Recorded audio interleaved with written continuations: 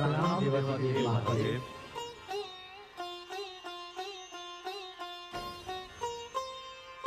प्रणाम सप्तऋषिगण, आइए पधारिए। प्रभु, आपने हमें यहाँ क्यों बुलाया है? हे ऋषिगण, लोकाचार बहुत महत्वपूर्ण होता है। आप कृपया मेरी ओर से हिमाचल राज से मिलें और उनसे निवेदन करें कि वे मुझे अपना जामाता बनाने का सौभाग्य प्राप्त करें। देवाधिदेव, आपने तो माता भगवती को स्वीकार कर लिया है और माता भगवती भी अपनी इच्छा व्यक्त कर चुकी हैं, किंतु लोकाचार तो करना ही पड़ेगा ना। देवी भगवती जितनी जल्दी कैलाश पर आए उतना ही अच्छा है। कैलाश की वह शोभा शीघ्र कैलाश पर आए, यही हमारी कामना है प्रभु। हे सप्तऋषिगण, इस लोकाचार की विधि को पूर्ण करने के लिए आप सप्तऋषियों से अधिक श्रेष्ठ और कौन हो सकता है? शत्रुओं से पराजित देवताओं ने मुझसे संतान की याचना की है, अतः अब मैं आप लोगों से निवेदन करता हूं कि आप हिमाचल राज के पास जाकर मेरे और देवी पार्वती के विवाह का प्रस्ताव रखें। जैसा आपका आदेश प्रभु। अब हम चलते हैं। इस बार आप लोग जो उचित समझे हमारी ओर से भेंट लेते जाइएगा। अवश्य प्रभु।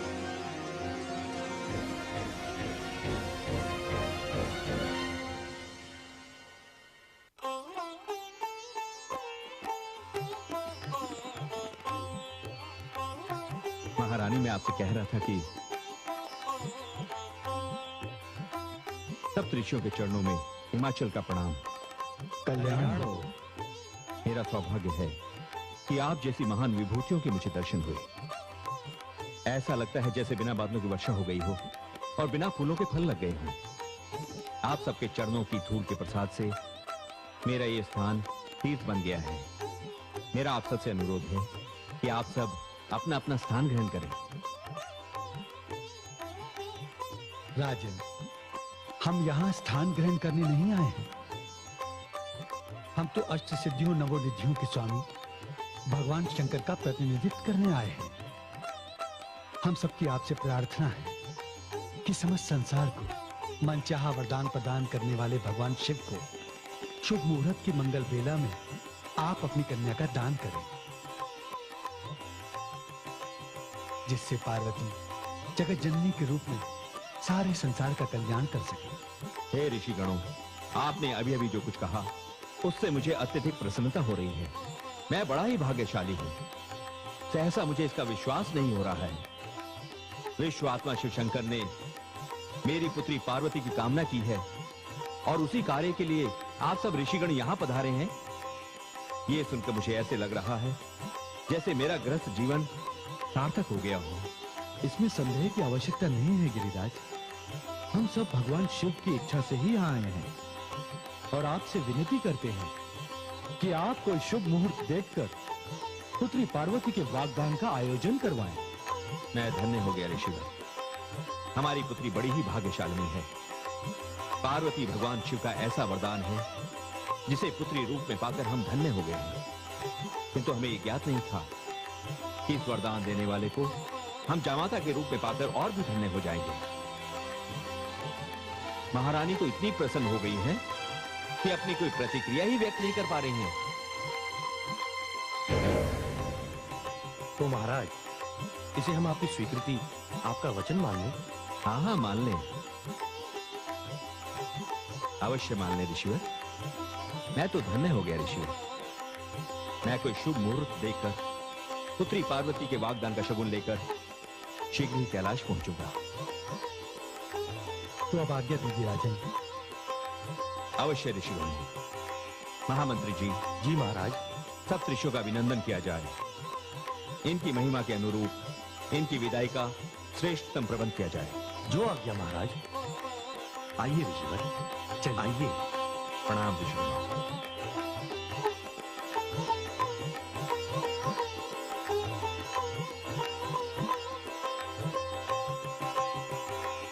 कैसी शुभ घड़ी आई है महारानी। मुझे तो विश्वास ही नहीं होता कि हमारे जीवन में ये कैसा पावन अवसर आया है? आपने सत्य कहा महाराज। विश्वास ही नहीं होता कि आप ऐसा अवसर लाने में इतनी शीघ्रता करेंगे। क्या बात है महारानी, आप मेरे इस निर्णय से प्रसन्न नहीं हैं? सत्य है स्वामी। क्या कहा महारानी? देवादिदेव महादेव विश्व के पूज्य हैं और हमारे आराध्य भी। हमारी पुत्री पार्वती उनकी जीवन संगिनी बनकर कैलाश जाएगी। हमारे जीवन का इससे बड़ा सौभाग्य और क्या हो सकता है महारानी? महाराज, आराध्य होना और बात है तथा जमाता होना और बात, और कन्या का पति होना और बात है महाराज। महारानी, हाँ महाराज, आपने देखा है मेरी पुत्री को हिम की वर्षा में खुले आकाश तले हिमालय के प्रांगण में तप करते हुए? आपने वो हिम की बौछार नहीं देखी। आपने शरीर को तीर की तरह बेधने वाली उस शीतल वायु पर ध्यान नहीं दिया जो मेरी पुत्री के भाग्य में है। महारानी, आपकी इन सारी बातों का तात्पर्य क्या है? आपको क्या लगता है कि शिव जैसा दूल्हा दूसरे दूल्हों की हाट में बैठा हुआ मिलेगा, जहां आप अपने वैभव का प्रदर्शन कर अपने लिए अपना मन चाहा जामाता ढूंढ लेंगी? नहीं महारानी, मुझे आपकी इस प्रतिक्रिया से अत्यधिक कष्ट पहुंचा है। ये कहते हुए मुझे खेद हो रहा है। आपको खेद हो रहा है, किंतु मुझे दूसरी चिंता सता रही है। जब जब शिव रूठेंगे तो क्या हमारी पुत्री को हिम के झंझावात में तप करना पड़ेगा? पति चाहे कैसा भी हो, कम से कम क्रोधी तो ना हो। महारानी, आप अपनी सीमा का उल्लंघन कर रही हैं। आप हमारे आराध्य महादेव शिव का अपमान कर रही हैं। ध्यान रहे महारानी, मैं यहां दक्ष और उनकी पुत्री गौरी का इतिहास कदापि नहीं दोहराने दूंगा, कदापि नहीं।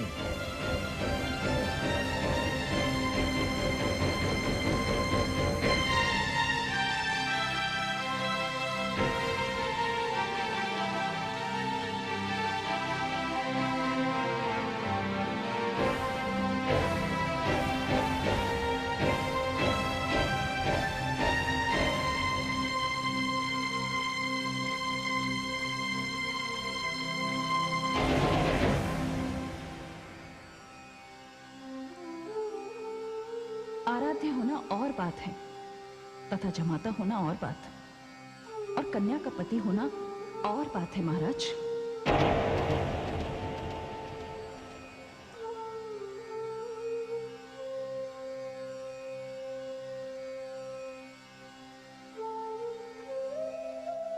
जब जब शिव रूठेंगे तो क्या हमारी पुत्री को हिम के झंझावात में तप करना पड़ेगा? पति चाहे कैसा भी हो, कम से कम क्रोधी तो ना हो।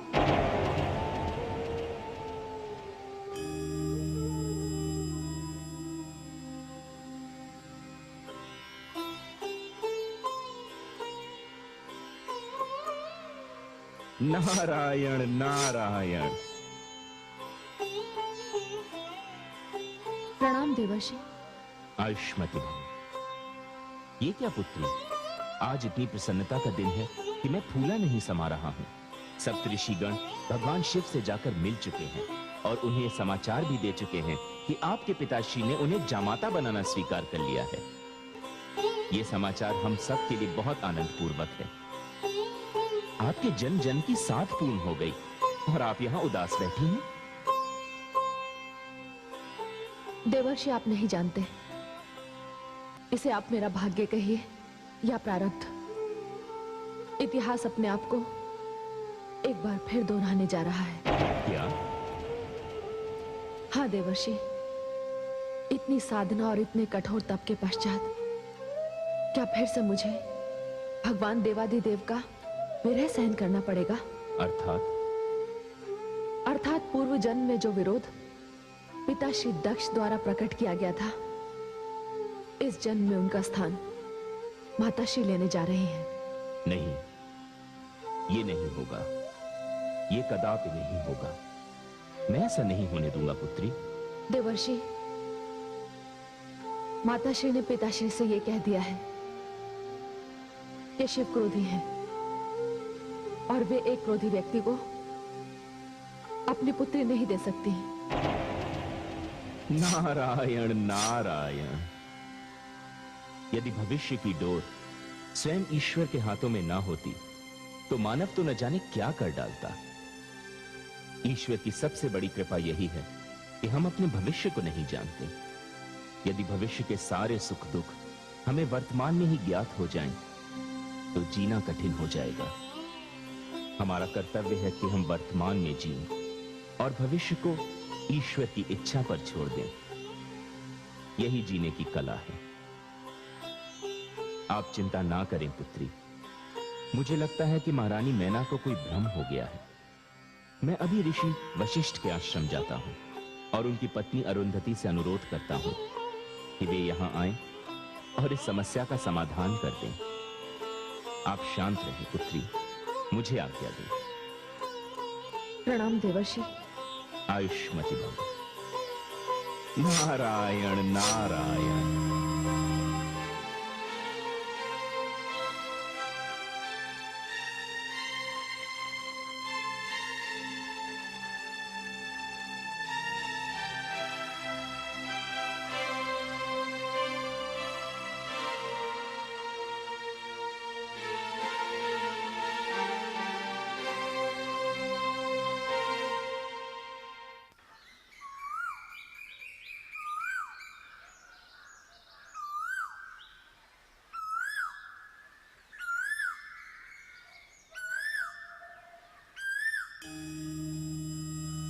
नारायण नारायण। आओ देवर्षि नारद, उचित समय पर आए। मैं अल्पाहार करने ही जा रहा था। आप अल्पाहार करें, मैं तो केवल भाभी श्री देवी अरुंधति के दर्शन करना चाहता हूं। प्रणाम देवर्षि। प्रणाम भाभी श्री।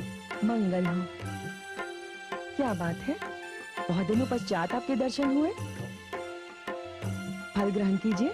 नहीं भाभी श्री, जब तक मेरी समस्या का समाधान नहीं हो जाता मैं कुछ भी ग्रहण करने की स्थिति में नहीं हूं।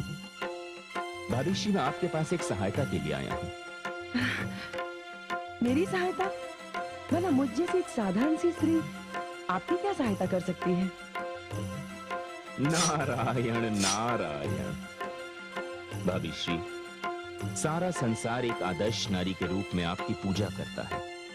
आप स्वयं एक नक्षत्र हैं। आपका स्थान तो इतना ऊंचा है कि धरती के लोग जब विवाह बंधन में बंधते हैं तो वधु को अरुंधति नक्षत्र के दर्शन कराए जाते हैं। और वो इसलिए क्योंकि आप दृढ़ निश्चय, नियम और संयम की मूर्ति हैं। आप एक विदुषी हैं। भाभी श्री, आप देवी मैना का ये भ्रम दूर कर दें ताकि पुत्री पार्वती का भगवान शिव के साथ विवाह संभव। ये क्या कह रहे हैं देवर्षि? हम स्वयं भगवान शिव की ओर से विवाह का प्रस्ताव लेकर गिरिराज के पास गए थे और उन्होंने इसे स्वीकार भी कर लिया था। इसी की सूचना भगवान शिव को देकर हम कल संध्या ही कैलाश से लौटे हैं। हाँ भ्राताश्री, परंतु स्थितियां न जाने कब बदल गईं, पता ही नहीं चला। अब तो महारानी मैना ये हट किए बैठी हैं कि वे भगवान शिव के साथ अपनी कन्या का विवाह नहीं होने देंगी। ये कैसे संभव है? एक बार वचन देकर लौटाया नहीं जा सकता। मैं आपके साथ चलती हूँ देवर्षि। मैं आपके पास यही आशा लेकर आया था। महारानी मीना सचमुच मेरा सम्मान करती हैं या नहीं, आज इसका पता भी चल जाएगा। नारायण नारायण।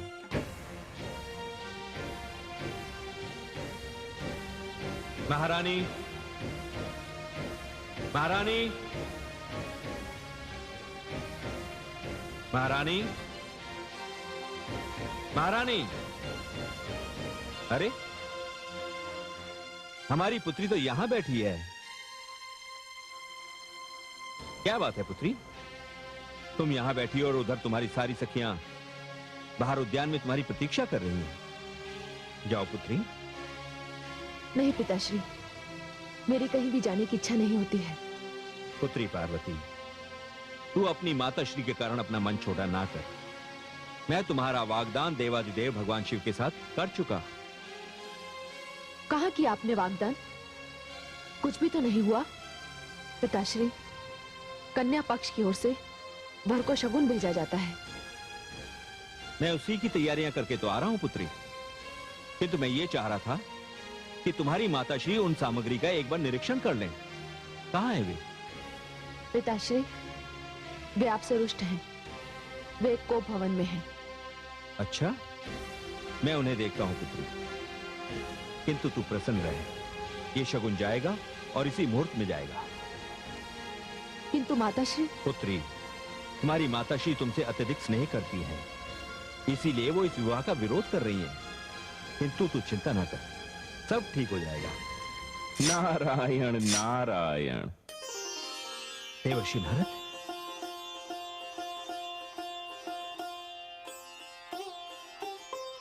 प्रणाम देवर्षि। अरे, परम पुनीता मात्र स्वरूपा देवी अरुंधति भी पधारी है। मेरा ये स्थान तो पवित्र हो गया, मैं धन्य हो गया। प्रणाम स्वीकार करें देवी। प्रणाम। मेरे प्रति आपकी सम्मान भावना के लिए मैं आपकी आभारी हूँ गिरिराज। मैं देवी मीना से मिलने आई हूँ। किंतु वे तो कोप भवन में है। जी, यदि आप अनुमति दें तो मैं उनसे वहीं मिल लूं। कदाचित उन्हें कोप भवन से बाहर लाने में मैं सफल हो जाऊं। आपको अनुमति की क्या आवश्यकता है? महारानी आपको भली भांति जानती है। यह आपका मुझ पर बहुत बड़ा अनुग्रह होगा। पुत्री पार्वती, देवी अरुंधति को कोप भवन ले जाओ। जी आइए। नहीं पुत्री, तुम कष्ट मत करो, मैं स्वयं वहां चली जाऊंगी।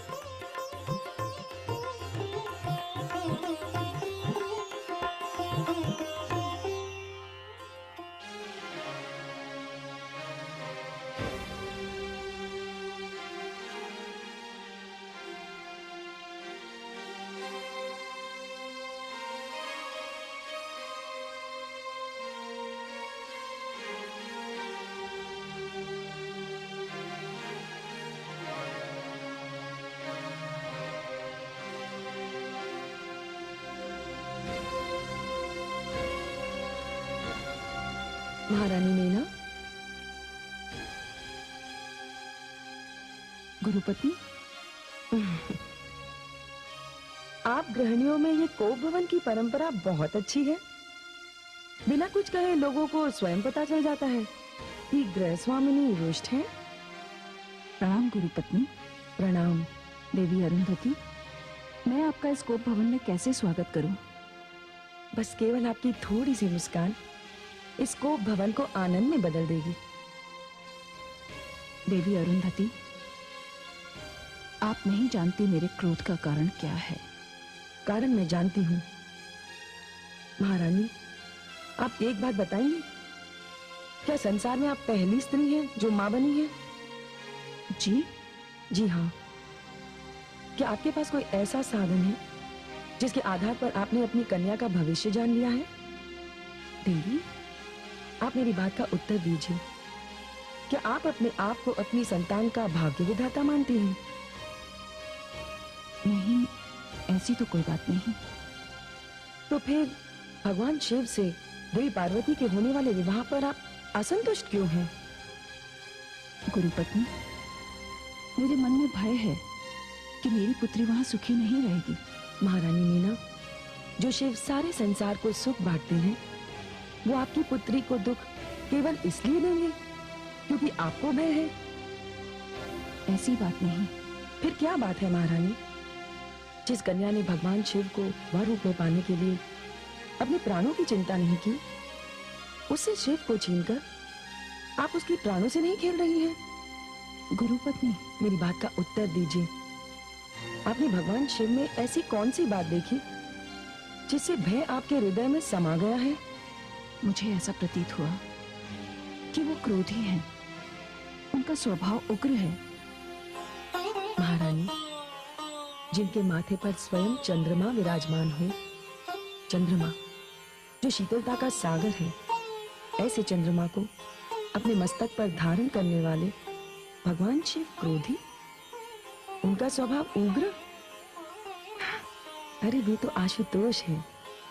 यदि ऐसा नहीं है तो उन्हें मेरी पुत्री से इतना कठोर तप कराने की क्या आवश्यकता थी? जब वे आशुतोष हैं, शीघ्र प्रसन्न होने वाले व्यक्तियों में से हैं, तो उन्होंने मेरी पुत्री के साथ ऐसा क्यों किया?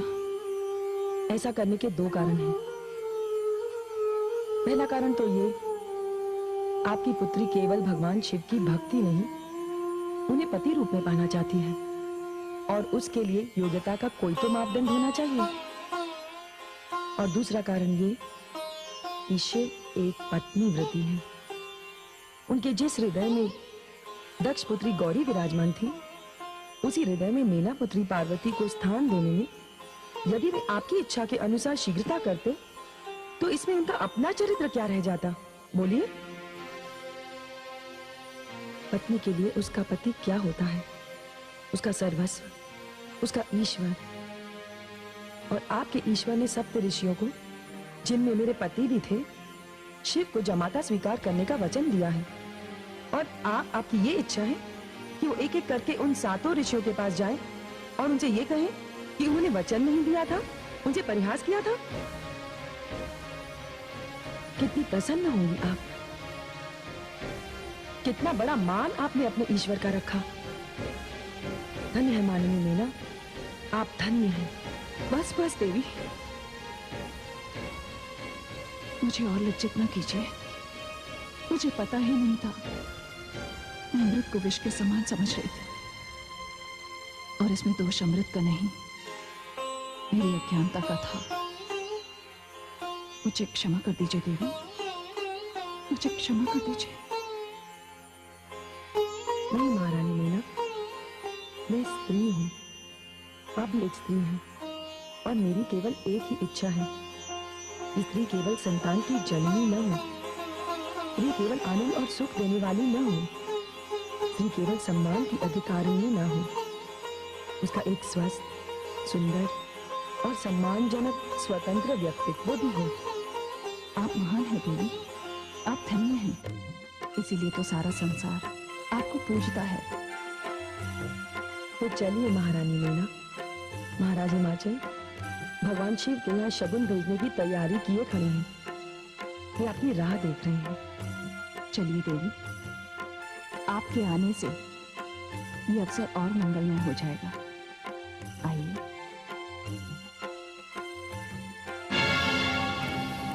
ऋषि पत्नी अरुंधति की सीख से हिमाचल पत्नी मैना बदल जाए, संभव है।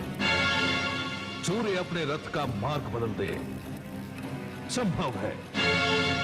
संसार की पतिव्रता स्त्री अपने पति की विरोधी हो जाए, यह भी संभव है। किंतु असुरराज तारकासुर पार्वती और शिव का विवाह होने दे, ये असंभव है, असंभव है।